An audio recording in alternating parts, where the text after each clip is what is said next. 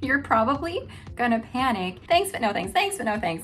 Over and over and over again. This is life-changing in terms of getting ready every day. What else could possibly go wrong?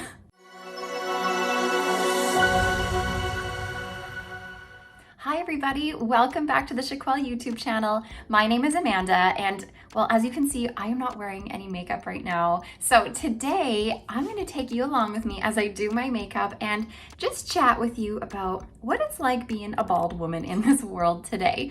But before I get started, I'm gonna remind you to like this video and subscribe to my YouTube channel where you can learn even more about alternative hair. Even though today isn't really geared towards alternative hair as much, but the rest of my videos on YouTube are definitely like 99% alternative hair. Okay, so I get a lot of questions about my makeup and how I do it and what products I use. So I figured today would be a great day to show it all to you. I will let you know that I am not a makeup artist. I don't know a lot about makeup. However, I do know that the products that I do use are so easy. They are so user-friendly. And if you are a beginner to makeup or if you just aren't good at makeup, the things I use will change your life, I swear. And all the products I use are either available at Sephora or your drugstore, so they're pretty easy to get a hold of. Okay, so all of the makeup products that I use for my face are by a brand called Merit. Now, Merit can be found at Sephora. You can also find them online with, their own website, and they are a cream-based makeup. Now, they're also gluten-free, vegan, cruelty-free, fragrance-free, all of the things. So if you're into that, then this is a good brand for that as well. And this is honestly created to just really simplify your makeup routine. And it really does simplify your makeup routine. So what I start with first is called the, what's it called? The Minimalist Perfecting Complexion Stick. And I use it in the color Dune. And it's just this cream-based stick that makes it so easy to apply because you're not getting your fingers messy. You're not, having a palette where you're, dipping things in it. It's just this cream-based stick that you can apply to the places you want, and you can build on it to make the coverage a little bit more. And the great thing about this is it can be used as a concealer or a foundation, and you just, like I said, build upon it to give you the level of coverage that you are looking for. I am someone that doesn't love having a ton of makeup on my face, so I really love these because it's basically like your skin, but better. It's like a glowier version of you. So for anyone who's new to my channel, then you might be kind of learning now that I have alopecia, which is an autoimmune disorder that causes my hair to fall out. So I don't have a lot of hair. Obviously, some of it still grows, but I just shave it off because otherwise I just look a little bit crazy.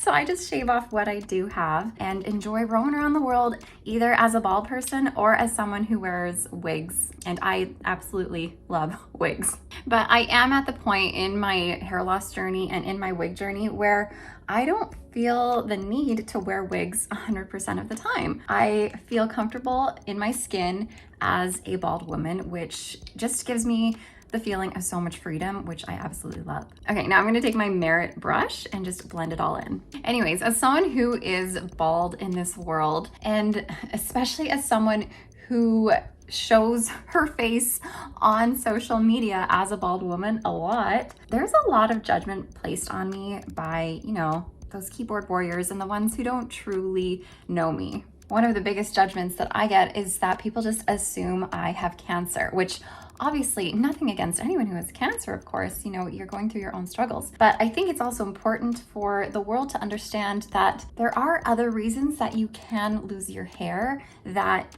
isn't chemotherapy. Okay, did you guys just see how easily that all blended in? It's literally like butter on my skin. Okay, and also, like I said, this is buildable. So if you have any spots where you're like, I think it needs a little bit more, then go on in. Like I got a little friend joining me over here. Like I think she needs to be toned down just a little extra. So I'm gonna just add a little bit more a little bit more to her to not be quite as apparent. Okay, next I'm gonna use the bronzing stick they have. This is called Bronze Bomb and it's in the color Scene. Seine. And again, it's a cream-based bronzer that you can kind of use as a bit of a contour to just add a little bit of sculpting to your face. You know, something I get a lot of also, is people trying to tell me that they know how to make my hair grow back, as if I haven't already tried it, or I haven't already thought about what they're sharing with me, or I haven't already looked into what they're sharing with me. But it's like people think they know everything about me and my medical history, that they can give me all of these suggestions. And sometimes it's a lot. What people don't understand is that if you are someone who is losing your hair, typically, now I won't speak for everybody, but I will speak for most women who lose their hair, especially when they lose it quite quickly like I did. You're not just gonna sit there and do nothing and just be like, oh, whatever, it's fine.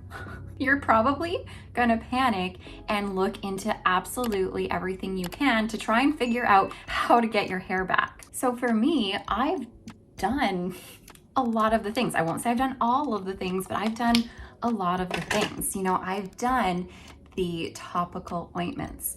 I've done different creams. I've done the steroid injections. I've looked into essential oils and tried rubbing essential oils on my scalp. I've changed my diet a couple times. I've gotten blood work and taken more vitamins to try and help in that way. I've done pretty much everything short of voodoo magic, really.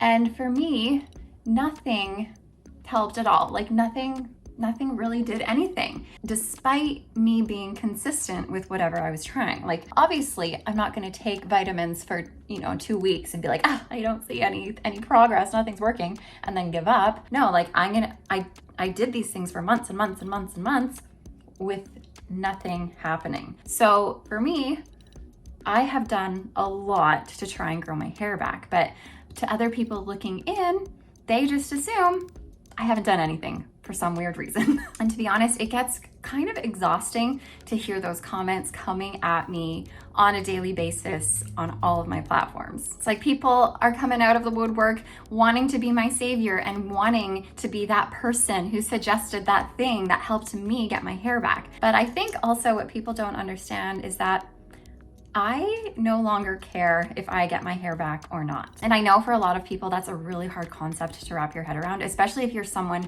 who is starting your hair loss journey and, this is all new to you. Like that is mind-boggling to know that I don't really care about my hair anymore. All right, I know this is such a jumbly conversation. I'm like talking about makeup 1 minute and then I'm like jumping into my story and then back to makeup. So we're back to makeup now, and I'm gonna show you it's called the Flush Bomb. And I have it in the color Cheeky. So this is like their blush. And again, it's a cream-based makeup. And I just take it and just do little dabbles on my cheeks and a little bit on my nose. Okay, now a big reason that I don't really care whether or not I get my hair back anymore has to do with the fact that not only am I 14 years into my hair loss, but I spent basically these last 14 years rebuilding myself back up from the bottom. When I lost my hair, I was crushed, I was devastated, I was not okay. It was a huge deal. But then I chose to try and figure out how to live with it. So then I spent the next, like I said, 14 years building my confidence, building back the person I was. And that took a lot of time and a lot of effort on my part to get me to this position where I'm confident in who I am. And now I'm at the place where my hair loss is a huge part of me, and I almost don't see myself with hair anymore, because I would probably have an identity crisis if suddenly all my hair grew back. I don't know why. It's just like this weird thing I have in my head that if suddenly I had a full head of hair, I would be very confused. So the pull for me to try new things, to try and get my hair to grow back, is like at an all-time low right now. So people keep firing off all these solutions for me, and usually I'm like, thank you, I appreciate it, but no thank you.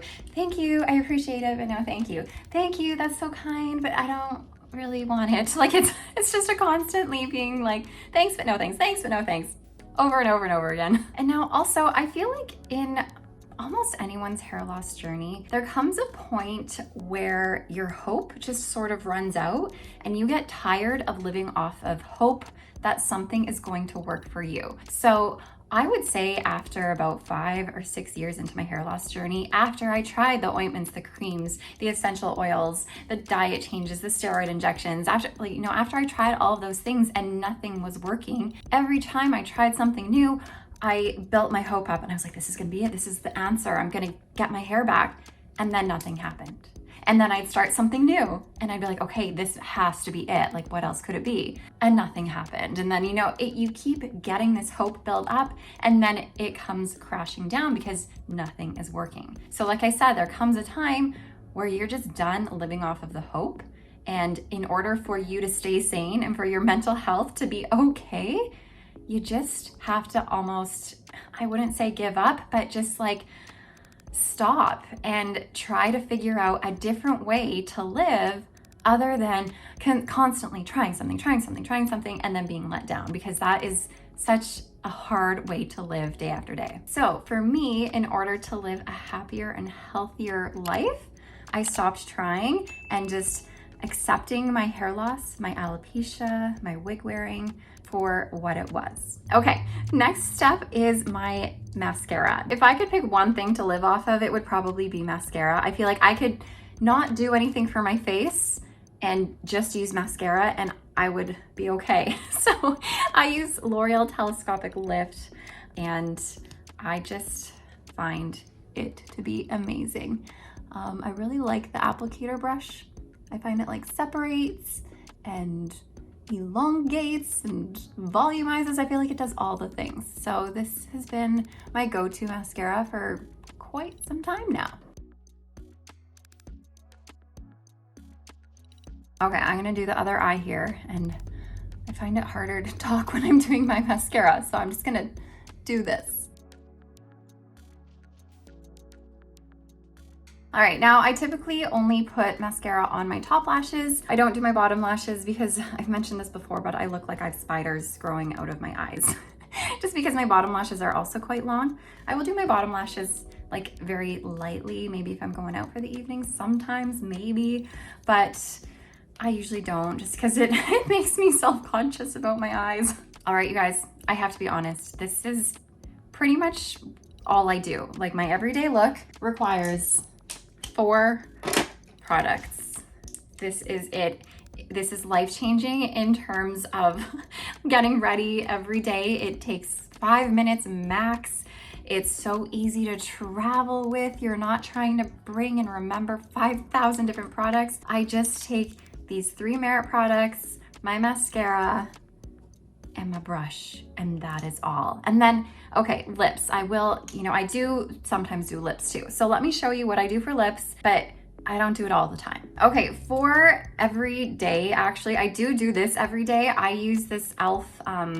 Exfoliant. It's an exfoliating kind of lip balm. So there's like little sugar granules on here, and I always exfoliate my lips every day. Rub it all in, and some of that sugar just kind of like dissolves and gets gone. But it feels really, really nice to do this every single day, and it gives you a nice base of a prep for whatever you're gonna put on your lips. But most of the time when I like go out and about in the day, that's kind of all I do. I don't wear a lot of lip stuff for my typical everyday look out and about. I just do that.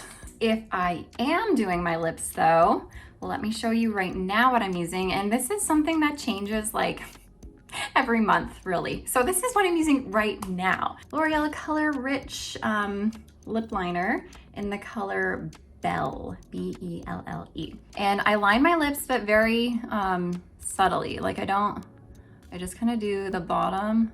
I can't talk. And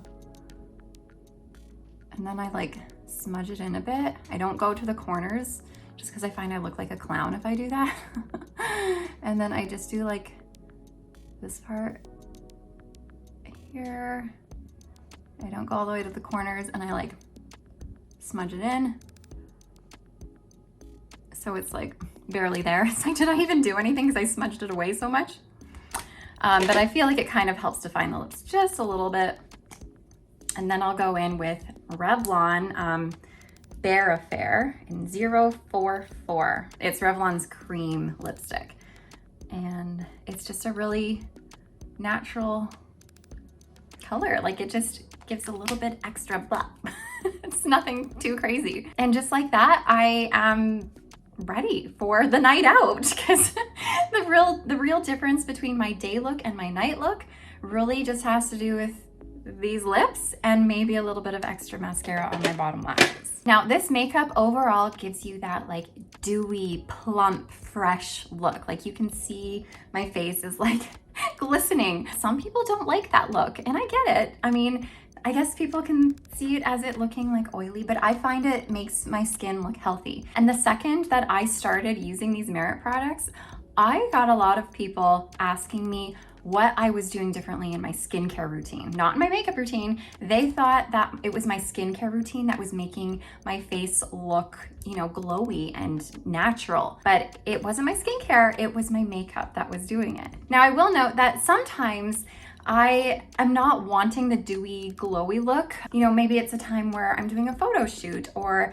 I'm going out in the night and I know it's gonna be like hot and I don't wanna look like sweaty and dewy and glowy, like it's just gonna be too much. So in that case, I will use some powder to tone it down, and I use the Huda Beauty powder. I don't know, that's not what it's called, just powder.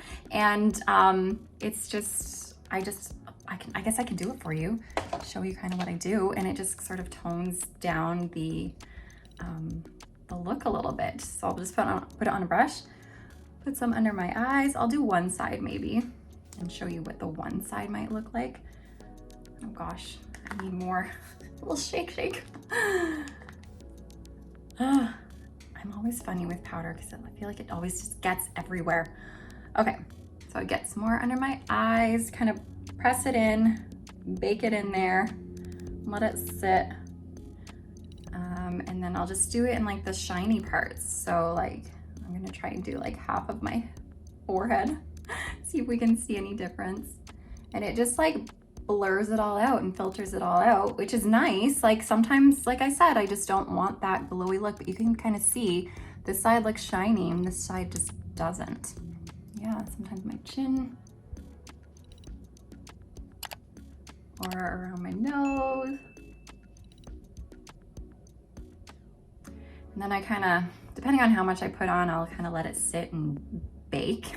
So they say, I don't know, that's the term, to let it bake. And then I'll just kind of go in with my brush and just bloop. Again, I don't know what I'm doing. I'm not a makeup queen. This is all just so simple to use, everything here. But now you can see this side is a little bit more like airbrushed, and this side is like dewy and glowy. So it depends what you're going for, right?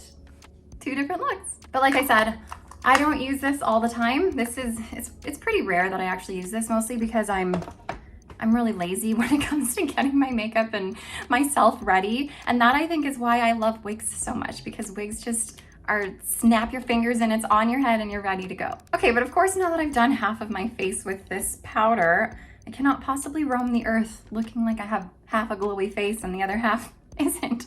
So now I gotta match now, I guess. So I guess I'm going for the matte airbrush look today instead of the glowy look.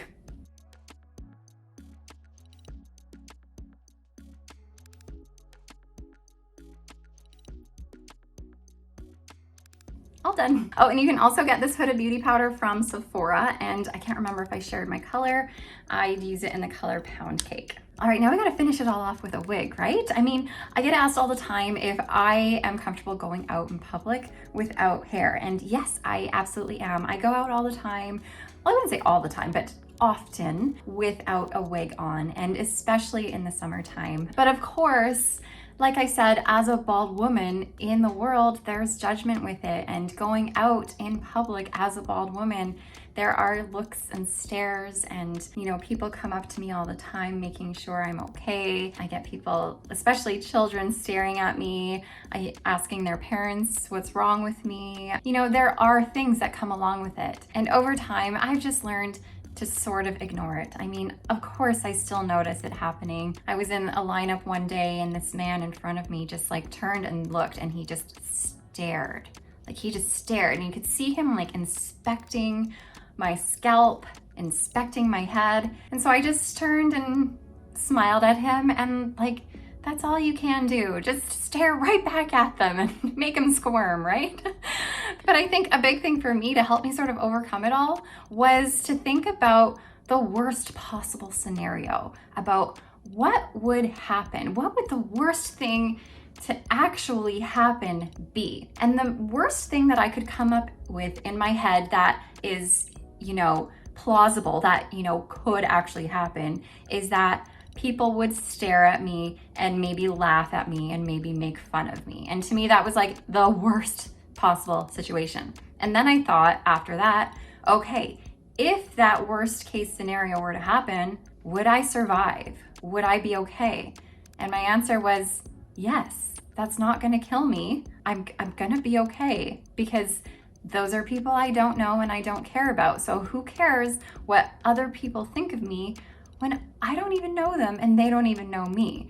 It's gonna be a simple interaction in the day. They might make me feel sad in the moment, but at the end of the day, who cares about them? I can brush it off and just move on with my life and never have to see them again, right? So again, that was like the worst possible situation. So once I kind of got over that, realizing that, what else could possibly go wrong?